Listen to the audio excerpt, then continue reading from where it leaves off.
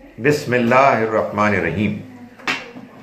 سورہ ہود جو 11 نمبر سورہ ہے، اس کی آیت نمبر 96 سے آج ہم کو 96 سے آج ہمیں پڑھنا ہے۔ اعوذ باللہ من الشیطان الرجیم، بسم اللہ الرحمن الرحیم۔ وَلَقَدْ أَرْسَلْنَا مُوسَىٰ بِآيَاتِنَا وَسُلْطَانٍ مُّبِينٍ، اور ہم نے بھیجا موسیٰ کو اپنی نشانیوں کے ساتھ اور ایک واضح سند کے ساتھ۔ سلطان مبین، واضح سند کے ساتھ۔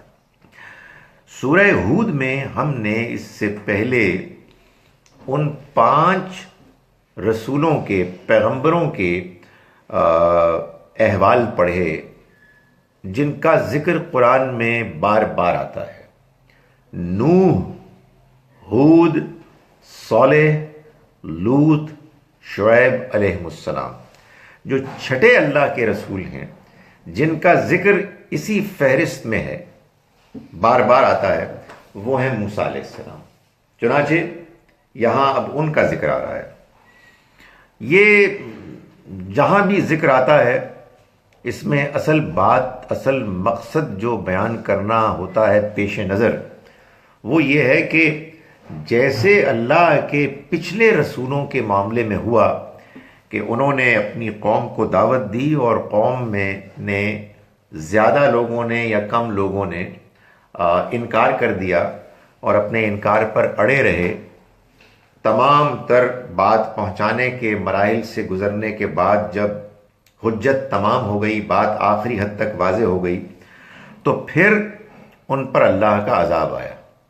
اور یہ عرب کے ان امیوں کو اور نبی صلی اللہ علیہ وسلم کی قوم کے لوگوں کو یہ بتانا مقصود ہے کہ تمہارے ساتھ بھی یہ ہونے والا ہے۔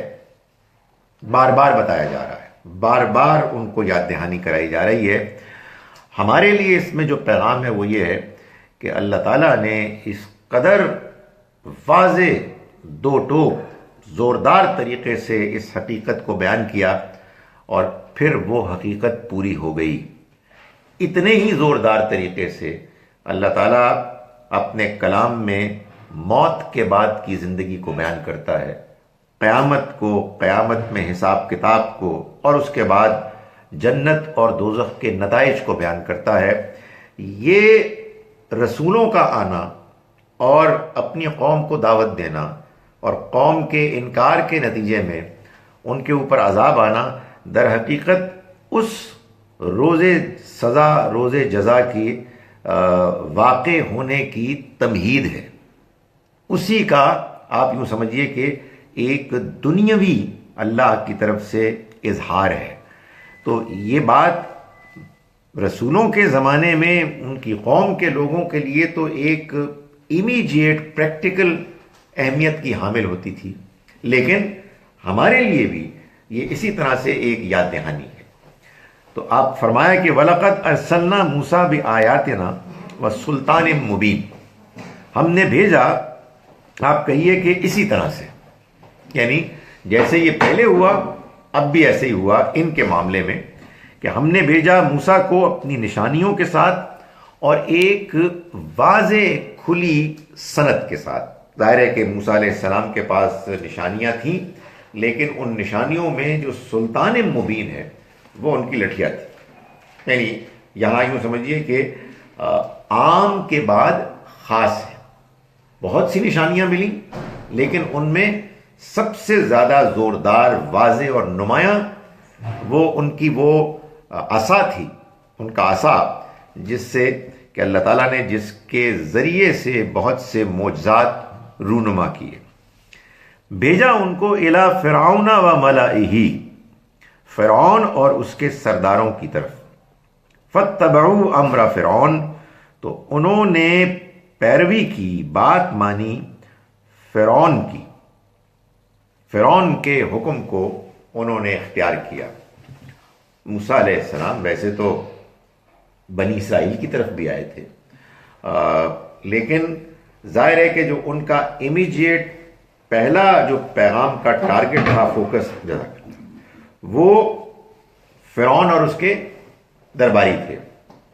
نبی اکرم صلی اللہ علیہ وسلم کے معاملے میں بھی یہی معلوم ہوتا ہے کہ آپ کی دعوت کا جو امیجیٹ جو تھا ٹارگیٹ وہ قریش کے لوگ تھے، ان کے لیڈرز تھے، کہ ان تک بات پہنچائی جائے. پیغمبروں کے معاملے میں اللہ تعالیٰ کی طرف سے یہ اسٹریٹجی بھی جاننی چاہیے کہ سب سے پہلے وہ لوگ دعوت میں براہ راست مخاطب ہوتے ہیں کہ جو سوسائٹی کے میں کار فرما ہوتے ہیں، جن کا کہ ایک رول ہوتا ہے.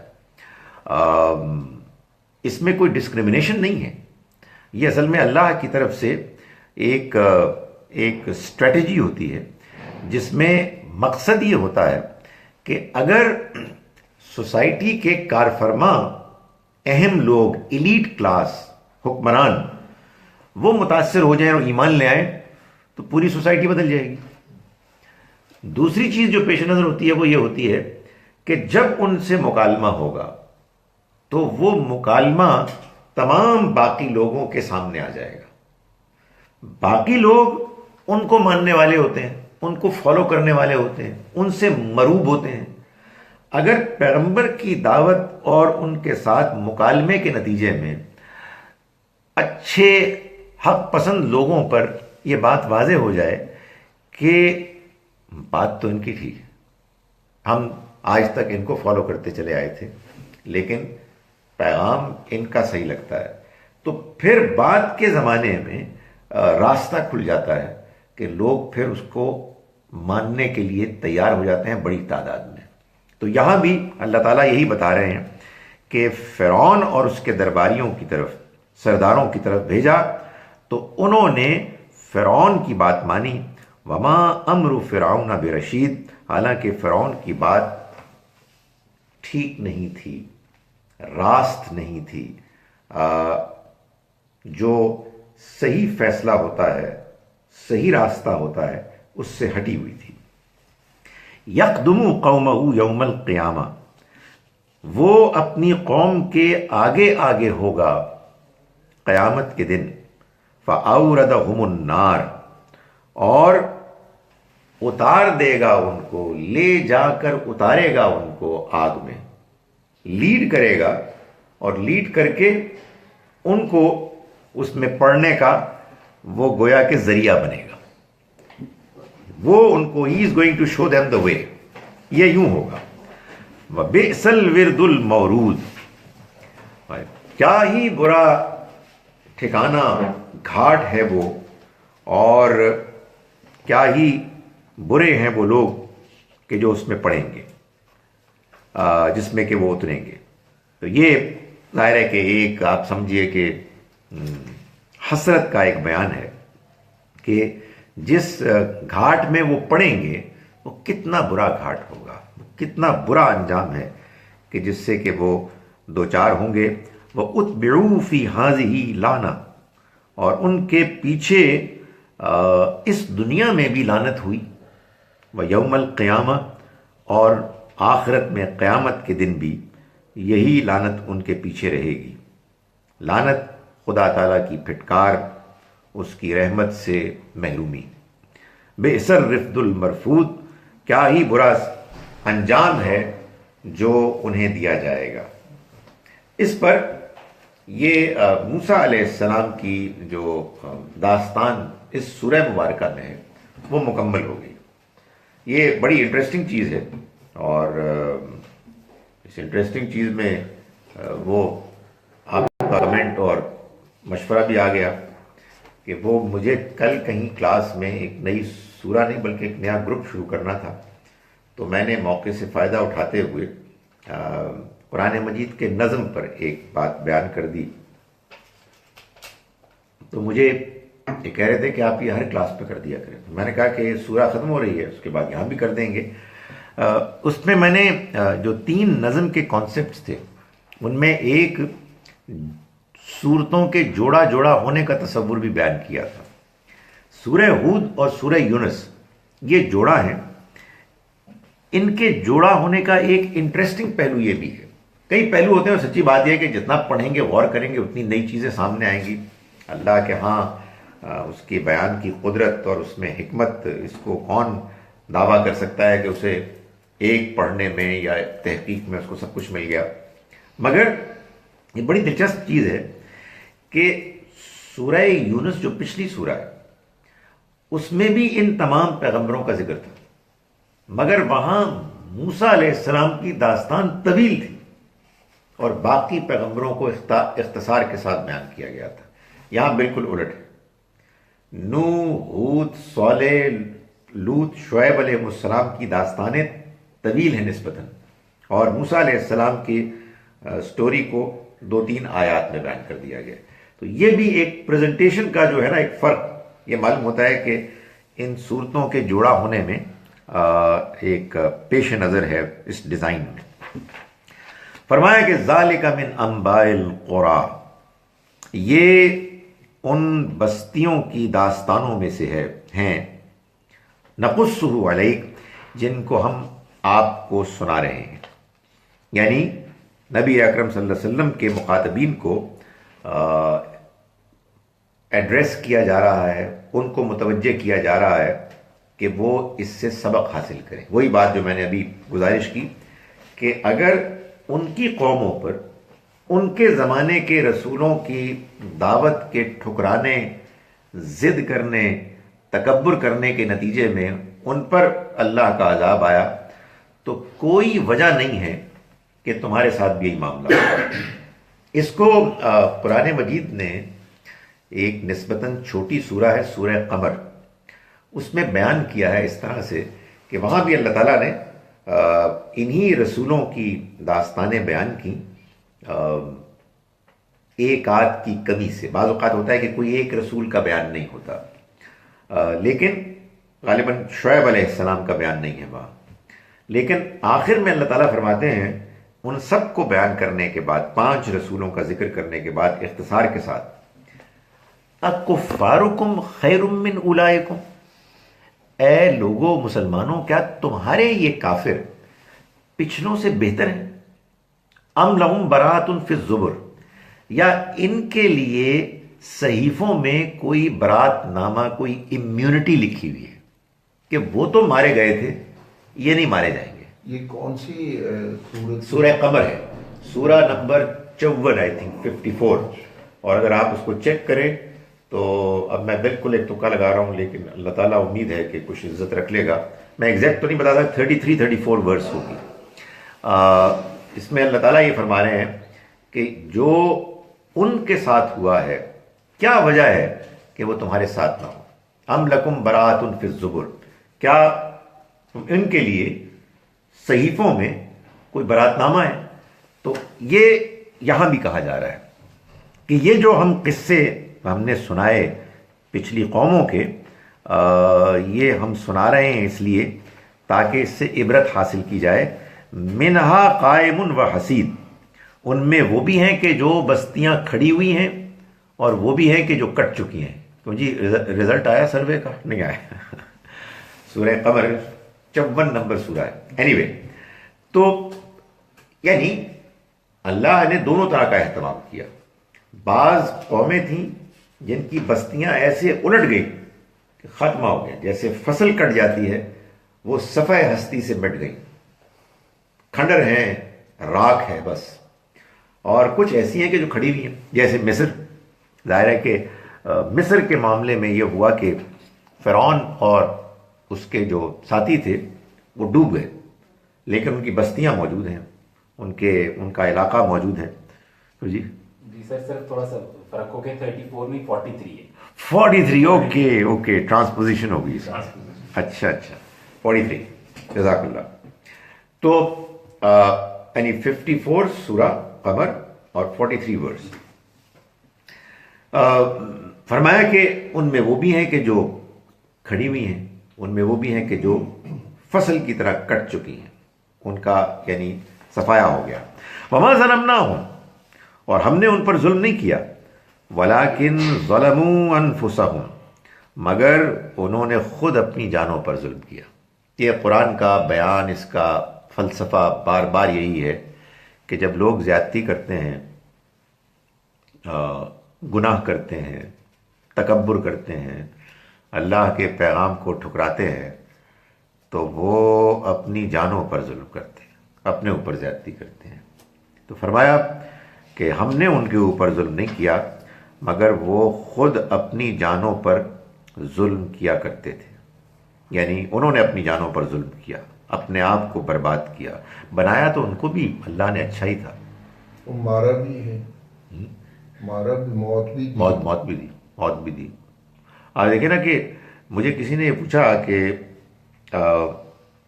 کیا ابو جہل کے پاس بھی اتنا ہی چانس تھا جتنا ابو بکر کے پاس تھا؟ بالکل ایسے ہی، ایبسولوٹلی، دونوں کے پاس ایکول چانس تھا۔ یعنی ایسا نہیں ہے کہ وہ چانس لے کے آئے تھے اور وہ نہیں لے کے آیا تھا۔ اصل پرابلم یہی ہے، اگر فرض کیجیے کہ اس کے پاس چانس ہی نہ ہوتا تو وہ تو بے قصور تھا۔ سارے انسان اپنے ساتھ اچھی فطرت لے کے آتے ہیں، اچھے امکانات لے کے آتے ہیں۔ کچھ لوگ ہیں کہ جو اس کو ضائع کر دیتے ہیں اور کچھ ہیں کہ جو اویل کرتے ہیں۔ عجیب بات ہے، بہت عجیب بات ہے، آنیسٹ ٹو گاڈ۔ بیان بھی کر دیتے ہیں ہم، لیکن اس پر غور کریں تو ہمارے پاس جو آزادی ہے، ہمارے پاس جو اختیار ہے، یہ بڑی اہم چیز ہے، بڑی قیمتی چیز ہے، لیکن اس کی بڑی اکاؤنٹیبلٹی ہے۔ سو دنیا میں انسان آیا ہے تو انسان کو جو آزادی اور اختیار ملا ہے، خاص طور پر ان معاملات کے بارے میں جن میں آدمی گڑبڑ کر سکتا ہے، تو جب آدمی گڑبڑ کرتا ہے، غلط کام کرتا ہے، جان بوجھ کر کرتا ہے اور اس پر ضد کرتا ہے اور اڑا رہتا ہے، تو قرآن یہ کہتا ہے کہ انسان اپنی جان پر ظلم کر رہا ہے۔ فرمایا کہ ہم نے ان کے اوپر ظلم نہیں کیا بلکہ خود انہوں نے اپنی جانوں پر ظلم کیا۔ فما اغنت عنہم آلہتہم، تو ان کے کچھ کام نہیں آئے ان کے معبود، التی یدعون من دون اللہ، جن کو وہ اللہ کے سوا پکارتے تھے، من شیئن، کچھ بھی، لما جاء امر ربک، جب تمہارے رب کا فیصلہ آ گیا۔ یعنی وہ ان کو پکارتے تھے، وہ ان کو حیثیت دیتے تھے، ان کا خیال تھا کہ وہ ان کو بچا لیں گے، ان کا خیال یہ تھا کہ وہ اللہ کے قریب ہیں، اللہ کے ساتھ ان کے بڑے گہرے تعلقات ہیں، اللہ تعالیٰ ان کی بات کو ٹھکرا نہیں سکتا، لیکن کوئی چیز ان کے کام نہیں آئی۔ وما زادوہم غیر تتبیب، اور انہوں نے ان لوگوں کے حق میں کسی چیز کا اضافہ نہیں کیا سوائے بربادی کے، یعنی ان کی بربادی ہی کا اضافہ کیا۔ وہ جتنا زیادہ ان کی طرف بڑھتے گئے، ان پر اعتماد کرتے گئے، اتنا ہی زیادہ ان کی بربادی کا بندوبست ہوتا گیا۔ وَكَذَلِكَ أَخْذُ رَبِّكَ، اور اسی طرح سے ہوتا ہے تمہارے رب کی پکڑ، اذا اخذ القرى، جب وہ بستیوں کو، قوموں کو پکڑتا ہے، وہی ظالمہ، جب وہ ظلم کرتے ہیں۔ یعنی یہ جتنی بھی داستانیں سنائی ہیں، ان کے سنانے کا مقصد یہ ہے کہ آپ یہ جانیں کہ اللہ کی پالیسی کیا ہے، خدا تعالیٰ کا فیصلہ کیسے ہوتا ہے، اس کے لوگوں کو سزا دینے کی نیچر کیا ہے۔ ظاہر ہے اس میں مقصد محض داستان گوئی نہیں ہے، وہ ہوتی تو پھر ایک مرتبہ قصہ سنا دیا جاتا۔ یہاں اصل میں اس کے پیچھے جو سبق ہے، جو عبرت ہے، وہ بتانا مقصود ہے۔ یہ نہ جانے کیسے آدمی اس کو کمیونیکیٹ کرے۔ ہمارے ہاں لوگوں کے اندر اس چیز کی اپریسیشن نہیں ہے۔ وہ جیسے آپ ڈرامہ دیکھتے ہیں نا، یا کوئی اس طرح کی چیز میں کوئی دلچسپی، چٹپٹی چیز تلاش کر رہے ہوتے ہیں، تو لوگوں کو اس طرح کی چیزوں میں دلچسپی ہوتی ہے۔ یہ نہیں جانتے کہ اصل میں قرآن مجید جو بات بیان کر رہا ہے وہ یہ ہے کہ اس زندگی کی آزمائش میں اللہ نے جو ہم کو آزادی اور اختیار دیا ہے، اس کا صحیح استعمال انسان کے کس قدر دور رس فائدے کے نتائج نکال سکتا ہے، اور اس کا غلط استعمال انسان کو کس قدر نقصان سے دوچار کر سکتا ہے۔ فرمایا ان اخذہ علیم شدید، یقیناً اس کی پکڑ بڑی دردناک اور بڑی سخت ہے۔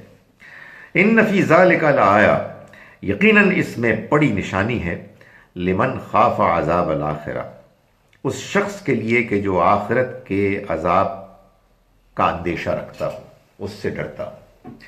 قرآن مجید اس بات کو بہت ایمفسائز کرتا ہے، جو لوگ اللہ کی ملاقات کی توقع رکھتے ہیں، جو آخرت کے عذاب کا اندیشہ رکھتے ہیں، ڈرتے ہیں، یقین نہیں، یہ 100% کی بات نہیں ہو رہی، ایک احساس ہے کہ یار جواب دہی کا امکان ہے، جواب دہی ہوگی، یہ ایسے نہیں ہوگا، تو اس کے بعد پھر آدمی چیزوں کو سنجیدگی سے لیتا ہے۔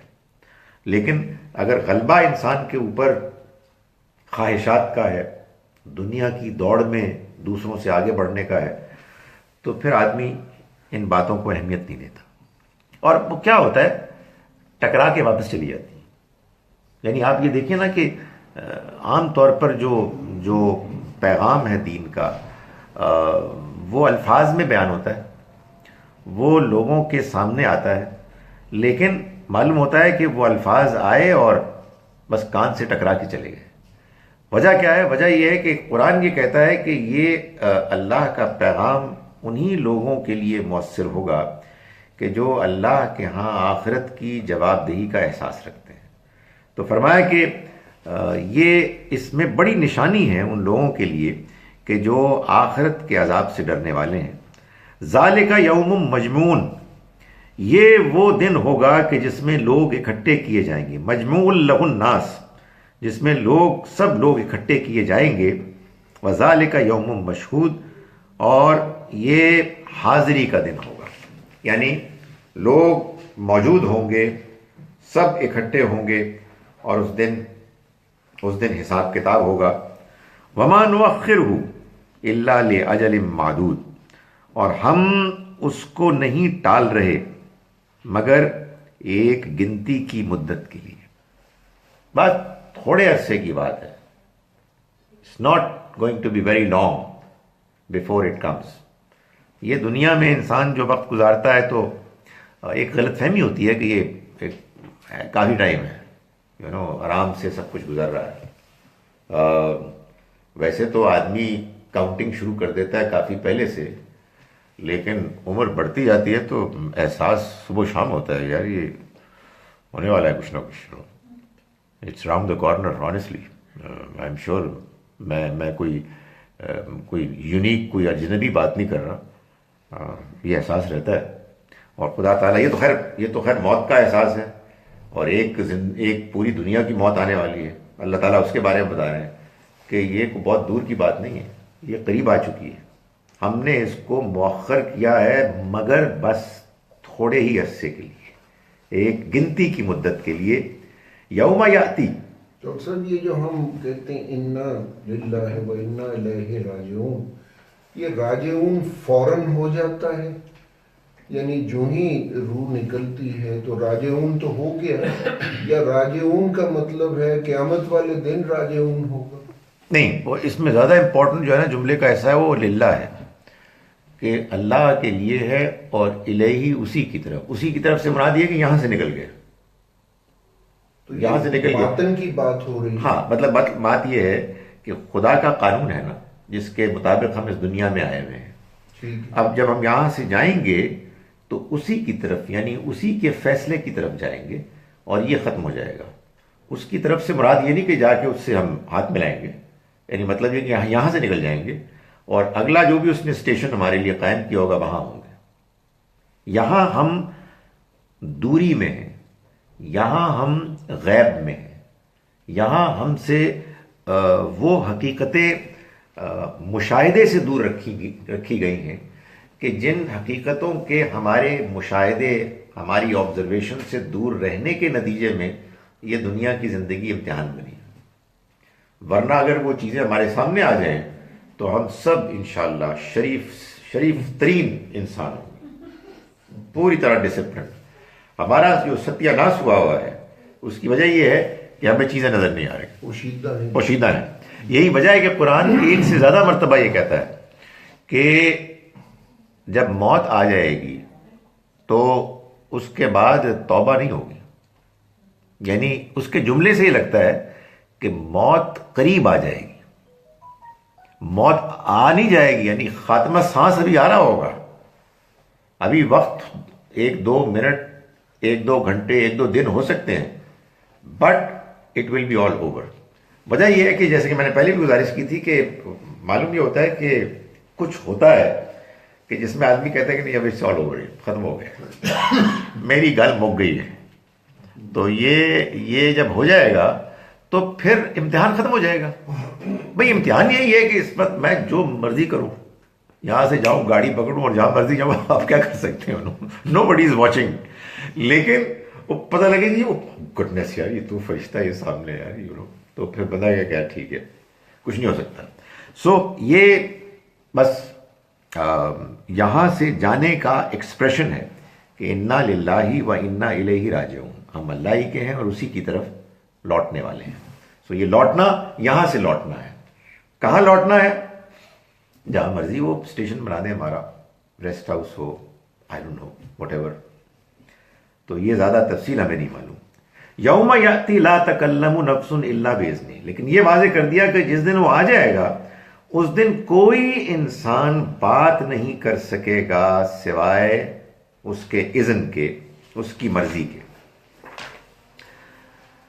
یعنی اس غلط فہمی کو دور کر دیا کہ کہیں تم یہ نہ سمجھو کہ وہاں تمہارے یہ جو جان پہچان والے لوگ ہیں، خاص طور پر وہ بزرگ، وہ فرشتے، پروبیبلی جنات بھی، جن کے ساتھ تمہیں تعلق، جن کے تعلق پر تمہیں بہت مان ہے کہ ٹھیک ہے ہماری پرفارمنس تو نظر آ رہا ہے کہ بہت پور ہے، لیکن اس کے باوجود ہمارے تعلقات اچھے ہیں.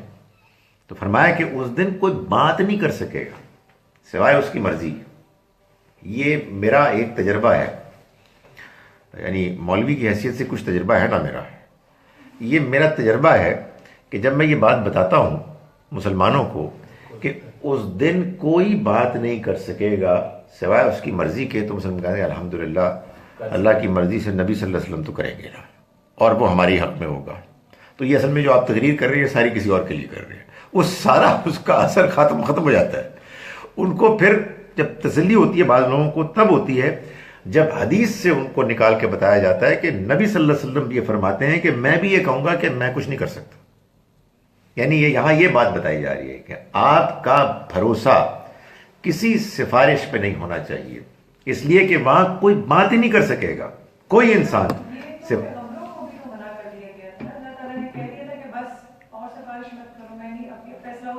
جی یہی میں کہہ رہا ہوں. تو یہ فیصلہ وہاں سامنے آ جائے گا. اور آتا ہے نا وہ بخاری میں کہ ایک بندہ ہوگا، اس کے اوپر بھیڑ چڑھی ہوئی ہوگی، وہ اس کو مار رہی ہوگی. ایک دوسرے کے اوپر اونٹ چڑھا ہوا ہوگا، وہ مار رہا ہوگا اس کو، اس لیے کہ انہوں نے بھیڑ کی زکوٰۃ نہیں دی تھی، انہوں نے اونٹ پر زکوٰۃ نہیں دی تھی. تو لوگ وہ میرے پاس آئیں گے اور کہیں گے جی کہ سفارش کریں، تو حضور فرمائیں گے کہ میں تمہیں بتا چکا تھا، میں میرے پاس کیا لے رہے آئی ٹولڈ یو کہ بھائی اس کا یہ حکم ہے، تم نے اس کو ٹالا، تم اپنے مال دولت کے چکر میں پڑے رہے. تو یہاں یہ بات بتائی جا رہی ہے کہ اس دن کوئی انسان بات نہیں کر سکے گا سوائے اس کی مرضی کے. یعنی جہاں کوئی بات کرنے کی گنجائش امکان ہوگا اسی کی اجازت دے گا، اسی کے حق میں اجازت دے گا، اور وہ گنجائش ہوگی میرٹ پر نہ کہ ذاتی تعلقات پر.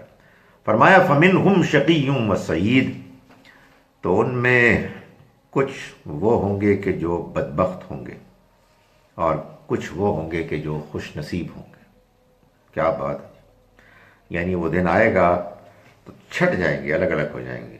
منہم شقی، ان میں وہ بھی ہوں گے جو بدبخت ہوں گے، بد نصیب ہوں گے، مارے جائیں گے، اور ان میں وہ بھی ہوں گے جو سعید ہوں گے، جو خوش بخت ہوں گے، جو کامیاب ہوں گے. فَأَمَّا الَّذِينَ شَقُوا، تو جہاں تک تعلق ہے ان کا کہ جو بدبخت ہوئے، فَفِي النَّارِ، تو وہ آگ میں جائیں گے. لَهُمْ فِيهَا زَفِيرٌ وَشَهِيقٌ، وہ اسی میں پڑے رہیں گے. لَهُمْ، ان کے لیے، فِيهَا، اس میں ہوگا، زَفِيرٌ وَشَهِيقٌ، چیخنا اور چلانا. یہ اصل میں یہ وہ چیخنا چلانا ہے جو عام طور پر گدھے کی جو آواز ہوتی ہے نا زور زور سے سانس کے نکالنے اور واپس لینے کی، اس طرح سے وہ چیخیں گے، تکلیف میں، درد میں، کرب میں. خالدین فیہا، ہمیشہ رہیں گے اس میں، ما دامت السماوات والارض. آگے جی وہ آپ کی آیت، جی جی بالکل بات. زمین اور آسمان جب تک قائم ہے، یعنی وہ اس میں رہیں گے جب تک کہ زمین اور آسمان قائم ہے. کون سے؟ وہ والے. قرآن نے یہ بتا دیا، آگے ہم پڑھیں گے سورہ ابراہیم میں، کہ یہ زمین اور آسمان تو بدل جائیں گے دوسرے زمین و آسمان سے. یوم تبدل الارض غیر الارض، جس دن یہ زمین بدل دی جائے گی دوسری زمین سے، بس سماوات اور آسمان بھی. تو وہ جو آسمان ہوں گے اور زمین، وہ جب تک قائم رہیں گے اس وقت تک یہ مجرم اسی طرح سے سزا پاتے رہیں گے. الا ما شاء ربک، وہ زمین اور آسمان بھی ختم ہوں گے کسی سٹیج پہ. اللہ تعالیٰ اشارہ کر رہے ہیں، اس سے زیادہ ہم کچھ نہیں کہہ سکتے. الا ما شاء ربک، یہ آگے فرمایا سوائے اس کے کہ جو تمہارا رب چاہے، جو اس کی مرضی ہے. ان ربک فعال لما یرید، یقیناً تمہارا رب کر گزرنے والا ہے جو وہ چاہتا ہے. جو اس کی مرضی ہے اس کے ہاتھ کو کون روک سکتا ہے. تو اس نے یہ بتا دیا کہ یہ جو بار بار کہا جاتا ہے کہ وہ ہمیشہ اس میں رہیں گے، اس کا مطلب یہ ہے کہ جب تک آسمان اور زمین قائم ہے. یہ حقیقت ہے کہ یہ ایکسپریشن ہمارے یہاں بھی ہے. آپ، میں کہتا ہوں اپنے اسٹوڈنٹس کو کہ اگر فرض کرو کہ میں یہ کہوں کہ تم نے اگر اس طرح کی بدتمیزی جاری رکھی تو تم کو یہ سزا ملے گی کہ تمہارے اوپر ایک نشان لگ جائے گا کہ یہ مجرم ہے، شرارتی ہے، وٹ ایور، ہمیشہ کے لیے. اور ہمیشہ کا مطلب یہ ہے کہ جب تک تم یونیورسٹی میں ہو. یہ آبویس سی بات ہے کہ تمہیں ہمیشہ یہ لگے گا as long as you are. اس کے بتانے کی ضرورت نہیں. تو یہ اللہ تعالیٰ یہی بتا رہے ہیں کہ یہ جو ہمیشہ ہے، اس کا مطلب یہ ہے کہ خدا کی ایک اسکیم ہے جس میں وہ ان لوگوں کو کہ جن کو ہمیشگی کی سزا ملے گی، وہ سزا ہوگی کہ جب تک اس کی اپنی مرضی سے آسمان و زمین قائم رہیں گے.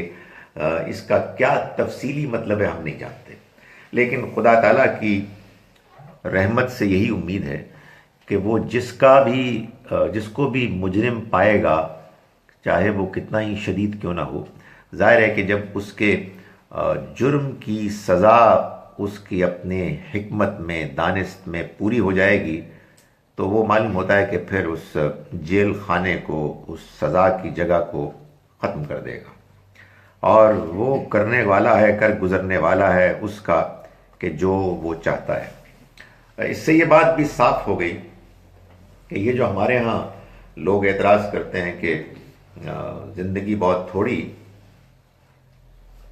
اور سزا اتنی لمبی کی ہمیشہ کی، تو اس کا ایک جواب تو یہ ہے کہ یہ تو دنیا میں بھی آپ مانتے ہیں کہ ایک شخص جرم کرتا ہے چند سیکنڈز میں دوسرے کو قتل کرنے کا، اور آپ چلیں کیپٹل پنشمنٹ کو نہیں مانتے تو یہ تو مانتے ہیں نا کہ 20 سال 25 سال اس کو قید رکھنا ہے. تو پھر یہ تو نہیں ہوا نا کہ جتنی دیر میں آدمی نے جرم کیا اتنی دیر کی سزا ملی.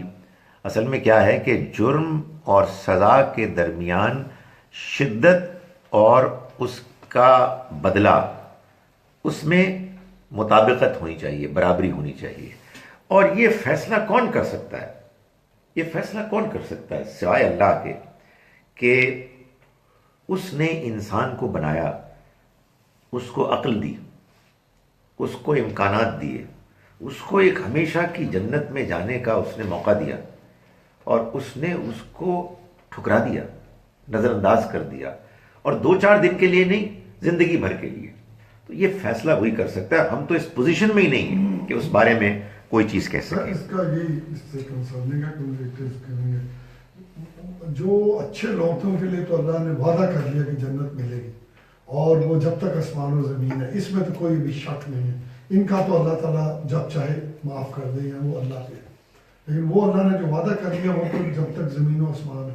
اس کا مطلب ہے کوئی نہ کوئی ایک ایسا ٹائم آئے گا جس میں کہ یہ جب زمین و آسمان ختم ہو گئے تو سب کچھ پھر اللہ یہ ختم کر دے گا۔ وہی جانتا ہے، وہی جانتا ہے۔ ابھی جنتیوں کی بات آ رہی ہے، وَأَمَّا الَّذِينَ سُعِدُوا، اور جہاں تک تعلق ہے ان کا کہ جو خوش بخت ہوئے، نیک بخت ہوئے، فَفِي الْجَنَّةِ، تو وہ جنت میں ہوں گے، خالدین فیہا، ہمیشہ رہیں گے اس میں، ما دامت السماوات والارض، جب تک کہ آسمان اور زمین قائم ہے، الا ما شاء ربک، سوائے اس کے کہ جو تمہارا رب چاہے۔ یہ بھی وہی بات کہی، لیکن جو فرق ہے وہ یہ ہے کہ یہاں فرمایا عطاء غیر مجزوز، یہ ایسی عطا ہوگی کہ جو کبھی ختم نہیں ہوگی۔ یعنی وہاں اللہ تعالیٰ کی وعید ہے، وہاں اللہ کی طرف سے وارننگ ہے، اور اس میں وہ سزا کو بیان کر رہا ہے، لیکن یہ بیان کر رہا ہے کہ یہ سزا، اس کا امکان ہے کہ ایک خاص مدت تک کے لیے ہو، جس کے بعد وہ جو چاہے کرنا، چاہے ان کو خاک میں ملا دے، ان کا خاتمہ کر دے، یا کوئی ان کو اور طریقے کا ایگزسٹنس دے، یہ اس کی مرضی ہے۔ لیکن جو اچھے نیک لوگ ہیں ان کو جو اس نے وعدہ کیا ہے وہ یہ ہے کہ جو ان کو انعام ملے گا وہ انعام بھی ہمیشہ کے لیے ہوگا، اور اس میں جو ہمیشگی ہے وہ بھی آسمان و زمین کے قائم رہنے تک ہے، جب تک کہ وہ اس کا فیصلہ ہو، مگر ان کا ایگزسٹنس ختم نہیں ہوگا۔ یا تو یہ ہے کہ وہ اسی کو جاری رکھے گا کسی بہتر صورت میں، یا پھر آسمان و زمین کے سے فرق کوئی اور وہ زندگی کا ڈیزائن کرے گا۔ ظاہر ہے کہ ہم تو بہت تھوڑا جانتے ہیں، ہم تو اصل میں اس دنیا کی زندگی میں جو اپرچونٹیز، امکانات ہمارے سامنے آتے ہیں اس سے کچھ امیجن کر سکتے ہیں کہ جنت کیسی ہوگی، اور اس کی مثالیں اللہ تعالیٰ نے کچھ متشابہات میں دے دی ہیں، لیکن سچی بات یہ ہے کہ اس کو بھی امیجن کرنا ہمارے لیے ممکن نہیں ہے۔ اس میں روز افزوں موقع، ہر روز ہر نئے دور میں مزید ترقی، مزید بہتری، مزید امپروومنٹ ہوگی، ایسے کہ انسان کبھی اس کی نعمتوں سے بیزار نہیں ہوگا۔ کبھی جس طرح قرآن نے کہا نا کہ لا یبغون عنہا حولا، وہ وہاں سے نکلنا نہیں چاہے گا۔ تو ہم جانتے ہیں اس دنیا میں بھی اس نے ہماری انٹرسٹ کی بڑی چیزیں پیدا کی ہوئی ہیں، اور کبھی کوئی چیز جو ہمیں انٹرسٹ کرتی ہے، ایکسائٹ کرتی ہے، ہم اس میں شامل ہوتے ہیں تو ہم محسوس کرتے ہیں کہ وی آر انجوائنگ اٹ، ہم کو اطمینان حاصل ہو رہا ہے۔ تو وہ اپنے اچھے بندوں کے لیے اس کا جب بندوبست کرے گا تو وہ کہتا ہے کہ وہ کبھی ختم نہیں ہوگا۔ اس سے سر ایک چیز یہ اخذ کیا جا سکتا ہے کہ دوزخ اور جنت شاید میں بھی اس دنیا کے اور آسمان کے اس کے نظام کے اندر ہی کہیں ہوگی، کہ جب وہ ختم ہوگا تو پھر وہ، یہ تو طے شدہ بات، یہ تو قرآن سے بہت واضح اشارہ ہے۔ میں نے بتایا نا سورہ ابراہیم میں کہ یہ زمین اور یہ آسمان یہ بدل دیے جائیں گے ایک دوسرے زمین اور آسمان میں۔ وہ ہمارے زمانے کا جو پرابلی سب سے مشہور جو ایتھیسٹ تھا برٹرنڈ رسل، وہ جب مذہب کا مذاق اڑاتا تھا تو اس میں ایک بات وہ یہ بھی کہتا تھا کہ کیا تم کہتے ہو کہ تمہارا ایک خدا ہے اور وہ بڑا حکیم، بڑا دانا ہے؟ اتنی بڑی کائنات، اتنی بڑی کائنات، اس میں اتنا پدا سا ایک پلانٹ ہے جس میں زندگی ہے، باقی کھنڈر ہے، یہ کیا حکمت ہے؟ اتنا بڑا کھنڈر بنایا ہوا ہے اور ایک چھوٹی سی زندگی ہے اور چھوٹی سی دنیا ہے۔ تو ظاہر ہے کہ ایسے ہی لوگوں کو سامنے رکھتے ہوئے بھی اللہ تعالیٰ نے جواب دیا کہ یہ جو کھنڈر ہے نا، یہ اصل میں ڈی ایچ اے اور بیریا ٹاؤن کی پلاٹس ہیں، یہ فائلیں ہیں، اسی میں نئی نئی کالونیز بننی ہیں۔ آپ سوچئے کہ کروڑ لوگ آ چکے ہیں، ابھی موجود ہیں، پتہ نہیں کتنے آنے ہیں، تو ان کو کہیں جگہ دینی ہے کہ نہیں دینی، سب کے لیے گھر بنانے ہیں، تو یہ ساری کائنات اصل میں اس کے لیے ہے۔ تو ظاہر ہے کہ یہ بڑی it makes lot of sense کہ ایک دنیا ہے کہ جس میں لوگ آ رہے ہیں اور جا رہے ہیں، اور پھر اس کے بعد ان کو بسانا ہے اس پوری کائنات میں، تو یہ سب کچھ بدل جائے گا، ایسا ہی ہوگا۔ سر ہمیں یہ تو نہیں پتا کیا ہوگا اور لوگوں یہ بھی بتایا اللہ میاں نے کہ 6 اور بھی ہیں. ادھر بھی ہو سکتا ہے کہ اسی طرح کوئی کلاس ہو رہی ہو کرل صاحب کے وہاں، تو کچھ پتہ نہیں کیا ہو رہا ہوگا ادھر پہ. سو یہ دنیا ہے ایک، اور اسی طرح کی اور دنیا. بات ہم بہت چھوٹے لوگ ہیں جی، ہمیں بہت تھوڑا پتہ ہے، ہماری بہت تھوڑی کیپیسٹی ہے. اور اللہ تعالیٰ نے جو کچھ بنایا ہے اس نے بڑی مہربانی کی ہے کہ اپنے کلام کے ذریعے سے ہمیں اس کا کچھ اندازہ اس کی کچھ دکھا دی ہے، رہنمائی کر دی ہے. تو فرمایا کہ فلا تکو فی مریۃ مما یعبد ہؤلاء، چنانچہ آپ مت تردد میں مبتلا ہوں اس پر کہ جو عبادت کرتے ہیں جن کی یہ لوگ. یعنی یہ جو کچھ کر رہے ہیں اس کی وجہ سے لوگوں تمہیں کوئی شبہ نہ ہو، تم کسی کنفیوژن کا شکار نہ ہو. ما یعبدون الا کما یعبد آباؤہم، یہ نہیں عبادت کرتے مگر ویسے ہی جیسے کہ ان کے آباء و اجداد کرتے ہیں من قبل، اس سے پہلے. یعنی مطلب یہ کہنے کا ہے کہ جو بات تمہیں بتائی جا رہی ہے وہی حق ہے، وہی سچائی ہے، اس کے علاوہ کوئی سچائی نہیں ہے. اور یہ لوگ جو کچھ کر رہے ہیں اس سے کنفیوز نہ ہو. کمزور لوگ جو ہوتے ہیں، جو کانفیڈنٹ ہوتے ہیں، جو کلیئر ہوتے ہیں، جو اللہ نے جن کو حکمت دی ہوتی ہے، وہ تو بات کو سمجھ بھی لیتے ہیں اور مطمئن بھی ہو جاتے ہیں. لیکن کچھ تھوڑے سے ہوتے ہیں نا درمیان کے کمزور لوگ، تو وہ کہتے ہیں یار یہ کہتے ہیں، یہ آپ یہ کہہ رہے ہیں، پتہ نہیں کس کی بات ٹھیک ہے. سو وہ ایک انسان کی انڈرسٹینڈنگ کا، اس کے ایمان کا ایک سفر ہوتا ہے. کیا آپ سمجھتے ہیں نا، ایمان جو ہے جس کو قرآن نے بیان کیا وہ ایسا نہیں ہے عام طور پر کہ اچانک آپ صبح اٹھتے ہیں اور کہتے ہیں ایمان آ گیا، چلو جی اب ایمان کی روشنی میں زندگی گزارو. نہیں، اللہ تعالیٰ کیا کرتے ہیں؟ اللہ تعالیٰ یہ کرتے ہیں کہ اللہ ولی الذین آمنوا یخرجہم من الظلمات الی النور. اللہ دوست، ولی، ساتھی، مددگار بن جاتا ہے ان لوگوں کا کہ جو ایمان لاتے ہیں، ایمان لانا چاہتے ہیں. انہیں گمراہی کے اندھیروں سے نکال کر ہدایت کی روشنی کی طرف لاتے ہیں. یہ ایک سفر ہوتا ہے، it is an ongoing process. اس میں اتار چڑھاؤ بھی آتا رہتا ہے. اور وہ کیا ہے کہ یا آپ کا اعتماد بڑھتا ہے یا آپ کا اعتماد گھٹتا ہے. اس میں ظاہر ہے کہ بہت بڑا کردار ہوتا ہے ہمارے اخلاقی زندگی میں پرفارمنس کا. لیکن اس کا تعلق اس چیز سے بھی ہوتا ہے کہ آپ کن سے مل رہے ہیں، کن کی بات سن رہے ہیں، اور آپ اس کے نتیجے میں اپنے اوپر کیا اثر قبول کر رہے ہیں. تو اللہ تعالیٰ فرما رہے ہیں کہ یہ جو ہم نے بتا دیا یہ ہونا ہے، چنانچہ نہ ہوں آپ کسی تردد میں مبتلا اس پر کہ جو یہ جن کی عبادت کر رہے ہیں یہ لوگ، ما یعبدون الا کما یعبد آباؤہم، یہ نہیں عبادت کر رہے کسی کی مگر ان کی جن کے ان کے آباء و اجداد کریں. مطلب یہ ان کے پاس کوئی دلیل نہیں ہے، ان کے پاس کوئی بنیاد نہیں ہے، ان کی کوئی فکر، کوئی سوچ نہیں ہے کہ جس کی بنیاد پر یہ کر رہے ہیں. بھائی ایسے ہی دیکھی دکھائی کر رہے ہیں. اور وہ ہوتا ہے نا، اصل میں آدمی تھوڑا سا، یہ بڑا پرابلم ہوتا ہے ہمارے جیسے عام کمزور لوگوں کے لیے، کہ لوگ بڑی تقریر کرتے ہیں زوردار. اگر چہرے پر ایک اعتماد بھی ہو اور آواز میں گرج بھی ہو اور فالوورز کی تعداد بھی زیادہ ہو تو بندہ یار پتہ نہیں یار ٹھیک ہی ہو رہا ہے، کوئی پتہ نہیں یار، یو نیور نو. تو خدا تعالیٰ کریں کہ فرمانے کہ نہیں، کوئی ایسی چیز نہیں ہے. بی ایبسلیوٹلی کلیئر کہ اس میں کوئی حقیقت نہیں ہے. ان کا پروسیس ہی بیکار پروسیس ہے، سوچ سمجھ کے تھوڑی انہوں نے کیا ہے. وہ مکھی پہ مکھی مار رہے ہیں، جو پہلے کرتے تھے وہی یہ لوگ کر رہے ہیں. وَإِنَّا لَمُوَفُّوهُمْ نَصِيبَهُمْ غَيْرَ مَنْقُوصٍ، اور ہم پورا کر دیں گے. اِنَّا لَمُوَفُّوهُمْ نَصِيبَهُمْ، ان کا حصہ، غیر منقوص، ایسے کہ اس میں کوئی کمی نہیں ہو. پورا جو جس کے ساتھ جس کا حصہ ہے وہ کر دیا جائے گا. آج میری تھوڑی سی نیت خراب ہے، طبیعت نہیں، نیت. مجھے جلدی جانا ہے، میں ترجمہ کر رہا ہوں، اس کے بعد سوال جواب ہوں گے. نماز میں یہاں نہیں پڑھوں گا اور آپ کے ساتھ میں نکل جاؤں گا. تو میں جو کچھ ہم نے پڑھا ہے میں اس کا ترجمہ کر رہا ہوں.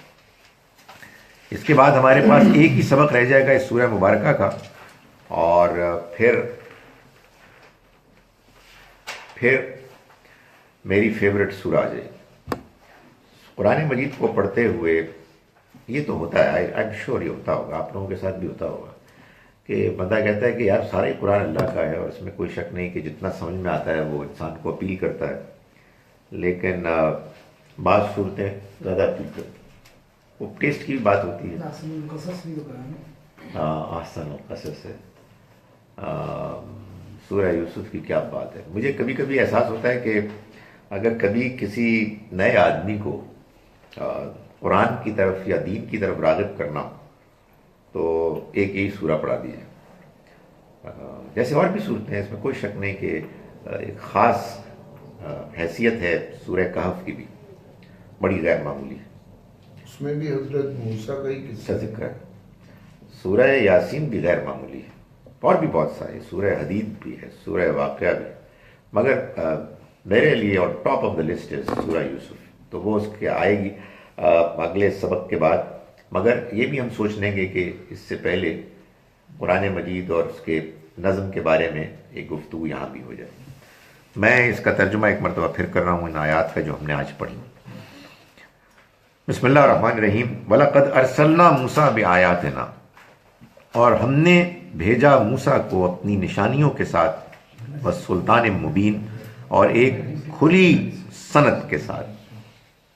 سورہ ہود پڑھ رہے ہیں اور آیت 96 سے ہم شروع کر رہے ہیں۔ اِلَىٰ فِرْعَوْنَ، 96 سے مراد 96۔ یہ مثلا میں کوئی ہو سکتا ہے کوئی ینگسٹر ہو تو ہمارے ینگسٹرز کو اگر آپ یہ کہنا کہ 1:45 بجے آنا، ان کا 1:45 کا کیا مطلب ہوتا ہے؟ Luckily, I know what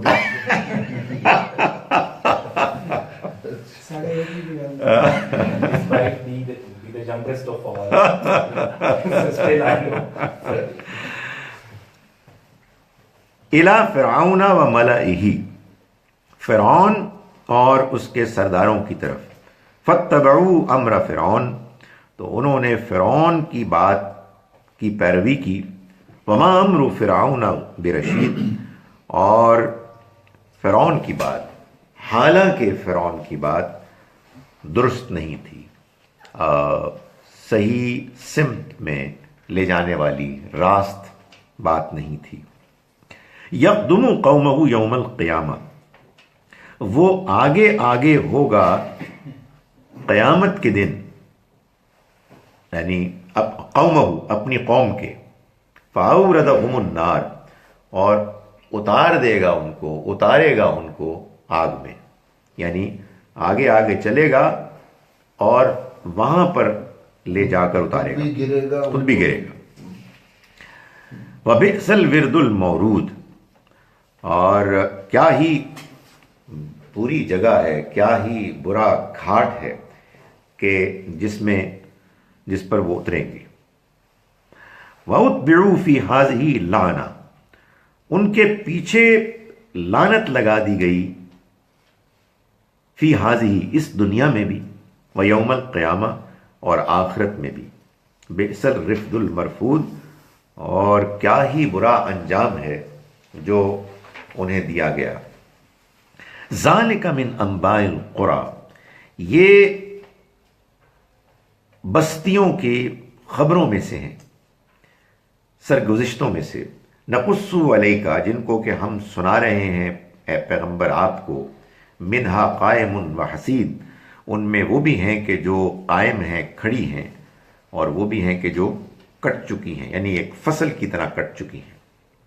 وما ظلمناہم، اور ہم نے ان پر ظلم نہیں کیا، ولکن ظلموا انفسہم، مگر انہوں نے خود اپنے اوپر ظلم کیا۔ فما اغنت عنہم آلہتہم، تو کچھ کام نہیں آئے ان کے معبود، التی یدعون من دون اللہ، جن کو وہ پکارتے تھے اللہ کے سوا، من شیئن، کچھ بھی، لما جاء امر ربک، جب تمہارے رب کا حکم آ پہنچا، وما زادوہم غیر تتبیب، اور انہوں نے نہیں اضافہ کیا ان کے سوائے بربادی کے، یعنی ان کے معبودوں نے وہ ان کی طرف لپکتے تھے، لیکن ان کے ہاں سوائے بربادی کے ان کے قریب جانے کا ان کو اور کوئی نتیجہ نہیں ملا۔ وَكَذَلِكَ أَخْذُ رَبِّكَ، اور اسی طرح سے ہوتی ہے تمہارے رب کی پکڑ، اِذَا أَخَذَ الْقُرَىٰ، جب کہ وہ پکڑتا ہے بستیوں کو یعنی بستی والوں کو، وَهِيَ ظَالِمَةٌ، جب کہ وہ ظلم کر رہی ہوتی ہیں۔ یہ ظاہر ہے کہ یہ ہے اصل سبق کہ جو ان لوگوں کو دیا جا رہا ہے کہ جیسے ان کے ساتھ ہوا ہے اسی طرح سے تمہارا رب پکڑتا ہے بستی والوں کو جب وہ ظلم کرتے ہیں۔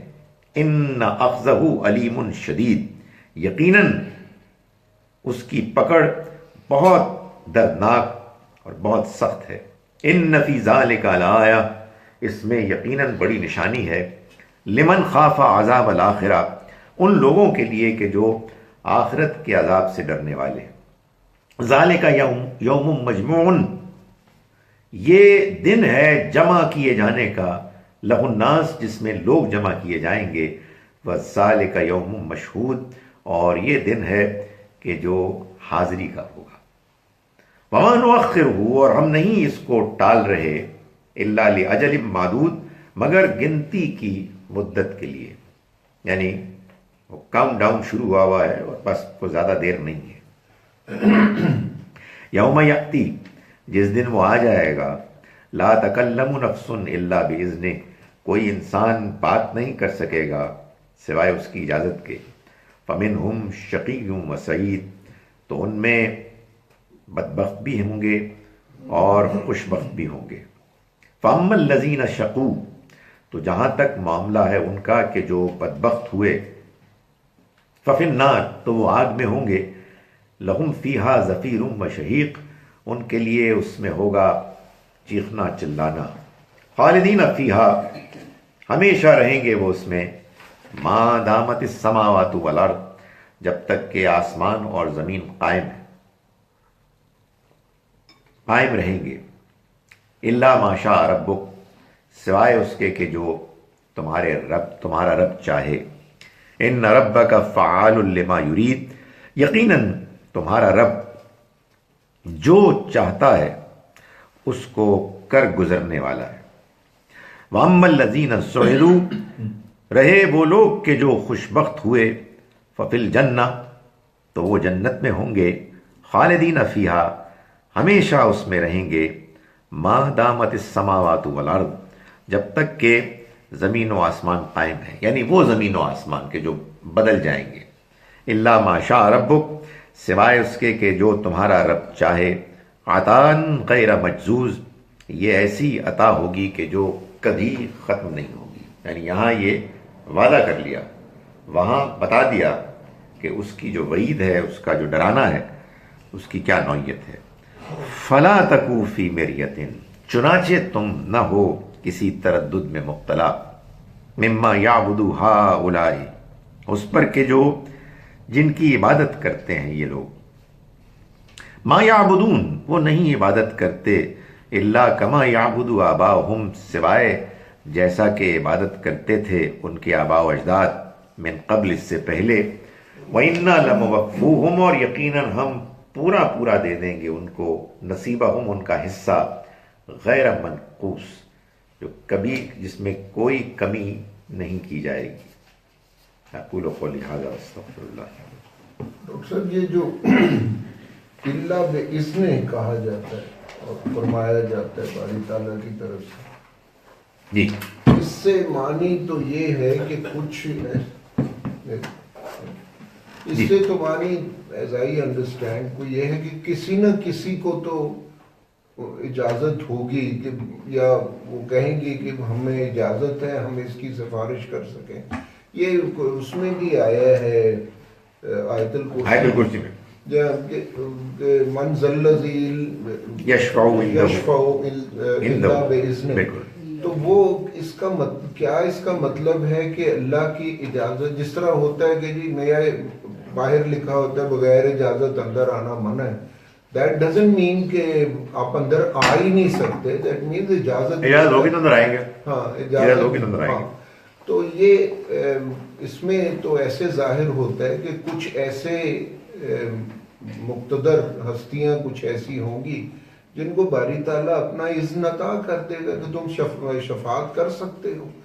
تو یہ کوئی اس میں کنڈیشنل یا انکنڈیشنل وہ تو نہیں ہے کہ اگر تو کہہ دیتا ہے جی ہو ہی نہیں سکتی، تو اس میں کچھ نہ کچھ تھوڑا سا ایک لوپ ہول تو رکھا ہوا ہے. آپ کے سوال کے جواب میں ایک کوئز لے رہا ہوں. جو جواب دے گا وہ جیت گیا، اس کو برفی ملے گی. آیت الکرسی، یہ تو امید ہے کہ آپ کو معلوم ہے کہ سورہ بقرہ میں ہے. ٹھیک ہے. اس کا آیت نمبر کیا ہے؟ Very good question. واہ ماشاء اللہ جی، ان کو ایک وہ دیں گلاب جامن. آیت الکرسی ہے آیت نمبر 255. آیت نمبر 254، اس سے ایک آیت پہلے اللہ تعالیٰ یہ فرما رہے ہیں کہ ایمان والو انفقوا مما رزقناکم، خرچ کرو تم اس میں سے کہ جو ہم نے تم کو رزق دیا، من قبل ان یاتی یوم، اس سے پہلے کہ آ جائے وہ دن، لا بیع فیہ، جس میں نہ کوئی خرید و فروخت ہو سکے گی، ولا خلت، نہ کوئی دوستی کام آئے گی، ولا شفاعت، اور نہ کوئی سفارش چلے گی، والکافرون هم الظالمون. اگلی آیت میں اللہ تعالیٰ فرماتے ہیں من ذا الذی یشفع عنده الا باذنہ، کون ہے کہ جو سفارش کر سکے اس کے پاس سوائے اس کی مرضی کے. اور اللہ تعالیٰ اسی سورہ میں یہ بھی کہتے ہیں، اس میں نہیں، سورہ نساء میں. مطلب اگر وہ نہ بھی کہتے تو بڑی امپلائڈ سی بات تھی. نہیں میں ایک اور بات کہہ رہا ہوں. ایک اور بات کہتے ہیں کہ اس کتاب میں کوئی تضاد ہے ہی نہیں، کوئی کنٹرڈکشن ہے ہی نہیں، اور اس کو اللہ کی کتاب ہونے کے ثبوت کے طور پر پیش کرتے ہیں. تو بندہ کہتا ہے کہ باری تعالیٰ یہ پھر 54 اور 55، 254 اور 255 میں کیا ہے؟ اصل میں یہ وہ چیز ہے کہ جو میں کہتا ہوں کہ ایک پڑھنے والے کو غور اور تدبر کی طرف مائل کرتی ہے. کہ ظاہر ہے جب آپ غور کریں گے تو ہوگا کیا، آپ کہیں گے کہ یار یہ اللہ میاں نبی کہا تھا، یہ تو میں تو اس سے مطلب سمجھا تھا کچھ نہیں ہوگا. تو اگلی آیت میں اب لگ رہا ہے کہ کچھ نہ کچھ تو ہوگا. تو یہ ٹھیک ہے کہ یہ ٹھیک ہے، اور یہ دونوں ایک ساتھ کیسے ٹھیک ہے؟ تو آدمی جب اس طرح سے دیکھتا ہے اور پھر جب جواب ملتا ہے تو پھر آدمی کہتا ہے oh now I get the point. اس سے ایک یوں سمجھیے کہ ایک اطمینان، ایک اعتماد ہوتا ہے کہ یار واقعی یہ بات صحیح ہے، قرآن میں تضاد نہیں ہے، اگرچہ کہ بظاہر بعض اوقات لگتا ہے. جیسے ابھی ہم نے دیکھا، ہمیں بہت پڑھ رہے تھے خالدین فیہا، خالدین، آج ایک آیت آ گئی، لیکن یہ بات معلوم ہوئی کہ خالدین فیہا کا مطلب ایک یہ بھی ہوتا ہے جو اس سارے ڈسکرپشن سے متضاد نہیں ہے. اب آپ دیکھیے کہ قرآن اور کیا کہتا ہے. قرآن ایک بات وہ کہتا ہے جو سورہ نبا میں ہے کہ اس دن لا یتکلمون، کوئی بات نہیں کر سکے گا، الا من اذن لہ الرحمن، سوائے ان کے کہ جن کو رحمان اجازت دے گا. اس میں رحمان کا لفظ بھی بڑا سگنیفیکنٹ ہے. اللہ نہیں کہا، رب نہیں کہا، رحمان کہا. وقال ثوابا، وہ بات بھی ٹھیک کرے گا، یہ کہہ دیا. آگے دو جگہوں پر، سورہ سبا میں اور میرا خیال ہے سورہ طٰہٰ میں، if I'm not wrong، یہ بتایا گیا کہ وہاں کوئی سفارش کام نہیں آئے گی سوائے ان کو جن کے بارے میں وہ اجازت دے گا. یعنی سفارش اللہ کی مرضی سے ہوگی، کوئی بات نہیں کر سکے گا سوائے ان کے جن کو کہ رحمان اجازت دے گا، اور ان کے حق میں جن کے حق میں وہ اجازت دے گا. اب یہ ہے اصل میں قرآن کا بیان. اس کے بعد میں اس بات کو سمجھنے سمجھانے کے لیے، پہلے بھی میں نے بات بیان کی تھی، ایک مثال سے آپ کو سمجھا رہا ہوں کہ جیسے ہمارے زمانے میں امتحان میں پاس پرسنٹیج ہوتی تھی 40، لیکن 33% سے گریس مارکس کی گنجائش شروع ہو جاتی تھی. آپ نے 33 لے لیا ہے تو آپ ایلیجبل ہو جاتے تھے کہ اگر آپ کا ایگزامنر مہربانی فرمائے رحمان تو وہ آپ کو پاس کر سکتا ہے. تو معلوم یہ ہوتا ہے کہ بالکل اسی طرح سے خدا تعالیٰ نے جو رحمان و رحیم ہے، جو ایک کم سے کم تھریشولڈ ہے پاس کرنے کا، وہ طے کیا ہے، اور مزید مہربانی سے اس سے بھی ایک اور کم تھریشولڈ بھی ڈال دیا کہ وہاں تک جو جائے گا تو وہ تو ویسے ہی پاس ہے، اور اس سے کم کو بھی میں کر دوں گا پاس، لیکن یہ میں کروں گا اپنے بعض بندوں کی ریکمنڈیشن پہ. کیوں؟ Well for 2 reasons apparently at least. ایک یہ کہ یہ معلوم ہو کہ یہ ایسے نہیں آئے ہیں، یہ آئے ہیں تھرو ریفرنس. پرفارمنس ان کی اتنی تھی کہ وہ اس کیٹیگری کو بلونگ کرتے تھے.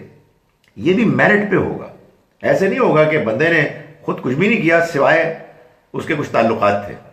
تعلقات کی بنیاد پر نہیں، پرفارمنس کی بنیاد پر.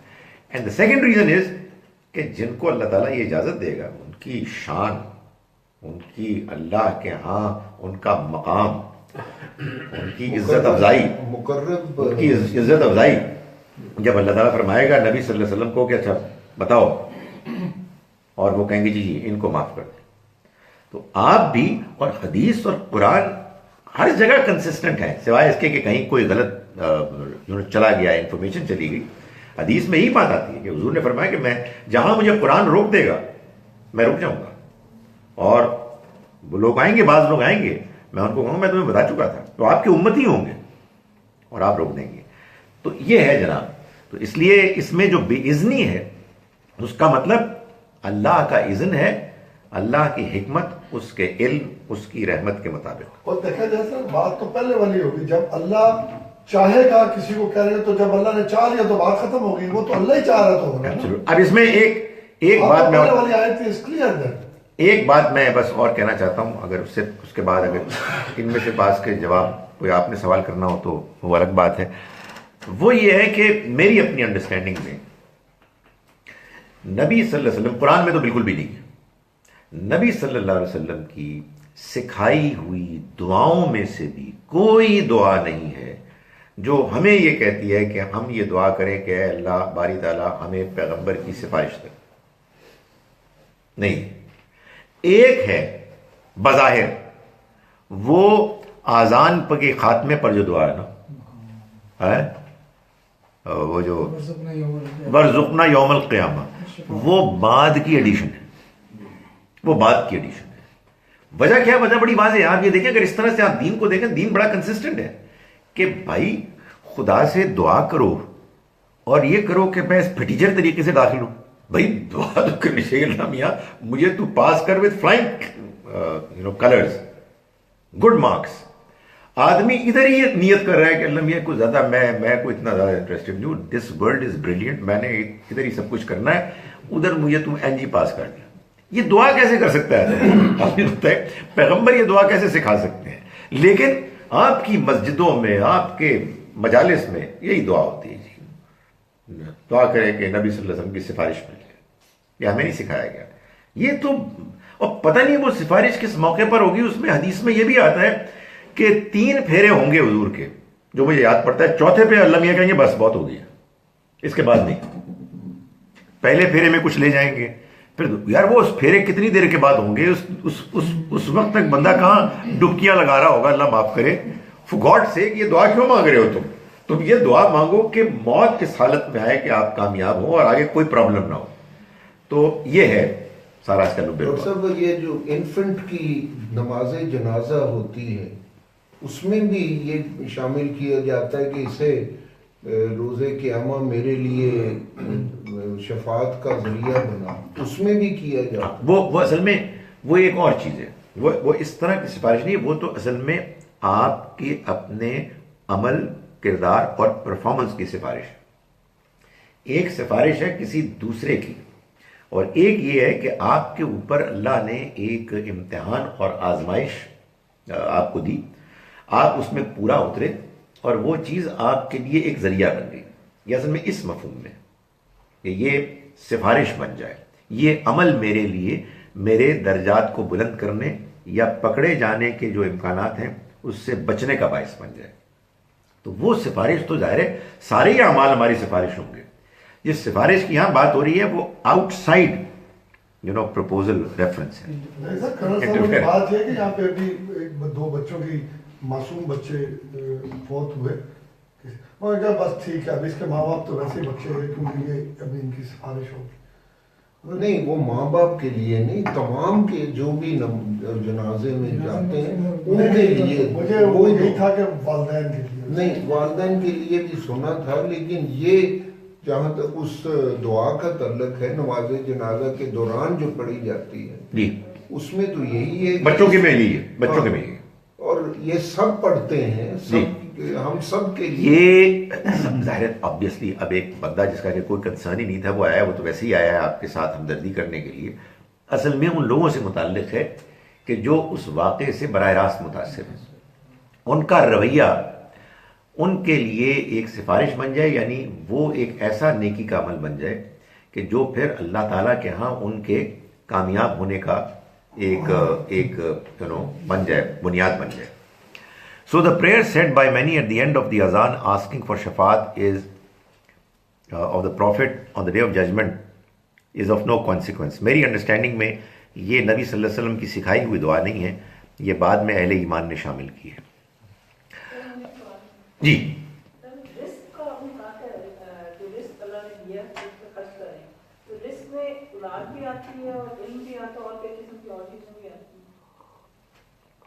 دیکھیں سب کچھ ہی آتا ہے اگر آپ اس کو وسیع معنی میں لیں، لیکن آپ جواب دہ ہیں ان چیزوں کو خرچ کرنے کے بارے میں کہ جو آپ کے اختیار میں. ظاہر ہے وہ مال ہے جو آپ کے ہاتھ میں ہے. اولاد تو ظاہر ہے کہ اس کی آپ تربیت ہی کر سکتے ہیں نا، اور جب وہ با اختیار ہو جائے تو پھر ان کا اپنا فیصلہ ہے.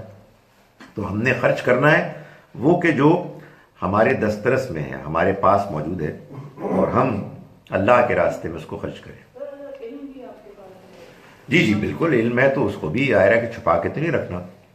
جیسے دولت ہے ویسے علم ہے، اور آپ کے پاس صلاحیتیں ہیں، آپ کے پاس ایکسپرٹیز ہے جس کی ضرورت ہے معاشرے میں. تو جہاں آپ اس سے کچھ کماتے ہیں وہاں ظاہر ہے کہ اس کے ذریعے سے آپ اللہ کے راستے میں بہبود کا کام کریں.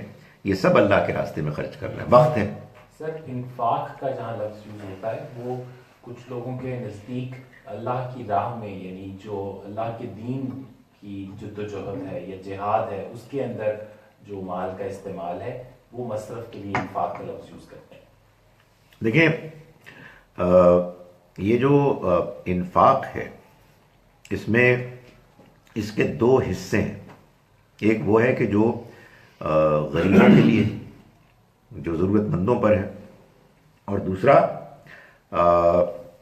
اللہ کے دین کی سربلندی کے لیے. دونوں ہی اپنی جگہ پر جتنا ایک انسان کے لیے ممکن ہے توفیق اس کو ملے ضروری ہے. ڈیپینڈ کرتا ہے کہ آپ کے گرد و پیش میں حالات کیا ہیں. اصل میں یوں سمجھیے آپ کہ یہ دونوں ہی اصلاً اللہ کے پروجیکٹس ہیں. غریبوں کی بہبود، اس کے دین کا پھیلنا، اس میں آپ کو جس طرف بھی امکان ہو، جس طرف بھی آپ کے لیے زیادہ پاسبلٹی ہو اس میں آپ خرچ کریں. ایک جگہ کم اور دوسری جگہ زیادہ تو یہ کافی ہوگا. وہ اصل میں جو بات آپ کر رہے ہیں وہ عام طور پر جس ایکسپریشن کے لیے قرآن کی آتی ہے وہ یہ ہے کہ اگر تم اللہ کو قرض دو، اچھا قرض، تو اس میں ہمارے ہاں لوگوں نے اس کو یوں سمجھا کہ اس سے مراد یہ ہے کہ اصل میں دین کی سربلندی کا کام تو میرا کام ہے. وہ آتا ہے نا جیسے من انصاری اللہ، کون ہے میرا مددگار اللہ کے راستے میں. تو قال الحواریون نحن انصار اللہ، مسیح علیہ السلام کے ساتھیوں حواریوں نے کہا کہ ہم اللہ کے مددگار ہیں. تو اسی سے میں نے وہ لفظ استعمال کیا، اللہ کا پروجیکٹ ہے. اس پروجیکٹ میں آپ اللہ کی مدد کر رہے ہیں. ہماری کیا حیثیت، لیکن بہرحال اللہ تعالیٰ یہ مہربانی کرتا ہے، اور اسی مدد کو وہ کہتا ہے کہ یہ مجھ پر قرض ہے. تو جب وہ یہ کہہ رہا ہوتا ہے کہ ان تقرض اللہ قرضا حسنا، تو اس میں ہمارے ہاں علماء یہ کہتے ہیں کہ اس میں غالب جو اس کا انڈرسٹینڈنگ آتی ہے وہ اللہ کے دین کی فروغ، بہتری کے لیے، اس کی تبلیغ کے لیے، جہاد کے لیے، باقی انفاق جنرل دونوں کے لیے، اللہ کے راستے میں خرچ کرنا. انفقوا مما رزقناکم، اس میں دونوں ہی چیزیں آتی ہیں، غریبوں پر بھی اور اس پر بھی. کیونکہ آپ یہ دیکھیں نا سورہ بقرہ کے جو آخر میں ہے اس میں لفظ انفاق ہی آیا ہے اور وہاں بہت غریبوں کا ذکر کیا گیا ہے. یہ جو آج کی آیت تھی فاعل لما یرید، جی اس میں بھی تو اسی قسم کی کلیریفیکیشن کی ضرورت ہے نا، خالدین فیہا ابدا. ہاں یہاں بھی اللہ کی اپنی مقرر کردہ حدود اور سنت جو ہے اس سے ہٹ کے تو وہ نہیں کرے گا نا. بالکل صحیح. جو یہاں پہ بھی اس میں غالباً سورہ بروج، سورہ بروج میں بھی غالباً اسی طرح فاعل لما یرید. ہاں جی دیکھیں یہ اس کا منشا ہے، یہ اس کا پریروگیٹو ہے، وہی اسی کا اختیار ہے. وہ جیسے چاہے وہ کرتا ہے اپنی حکمت کے ساتھ. جو کام بھی کرتا ہے وہ الٹپ نہیں ہوتا، اس کی بڑی گہری تفصیلات ہوتی ہیں. دیکھیں یہ میرے اور آپ کے لیے تو میں تو امیجن ہی نہیں کر پاتا کہ اللہ تعالیٰ کے ہاں جب حساب کتاب ہوگا تو کتنے فیکٹرز ہوں گے، حالات، نیت، انسان کی قربانی، انسان کی لالچ، مختلف سرکمسٹانسز میں وہ سب چیزوں کو پیش نظر رکھے گا.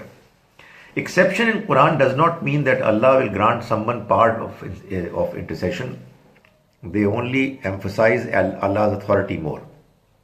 ہاں یہ بات ٹھیک ہے، یعنی اللہ تعالیٰ کی مرضی کا مطلب ہے کہ اللہ اجازت دے گا تو ہوگا، ناٹ دیٹ لوگوں کو بالکل پورا اختیار مل جائے گا.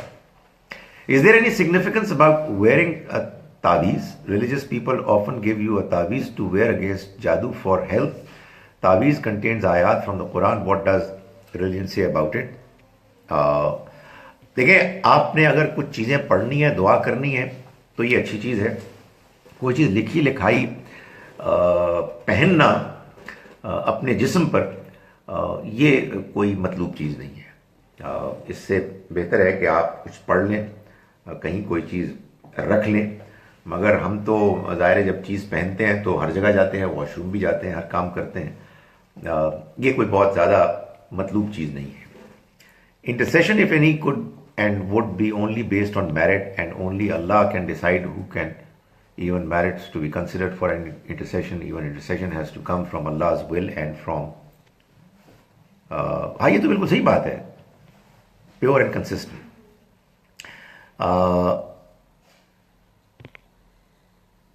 This is what Prophet صلی اللہ علیہ وسلم will say about his people. How will he intercede? Okay, پورا ہو گیا جی. تو آج مجھے جانا ہے، نماز آپ لوگ پڑھیں گے اور میں لکھوں گا. Thank you. اقول قولی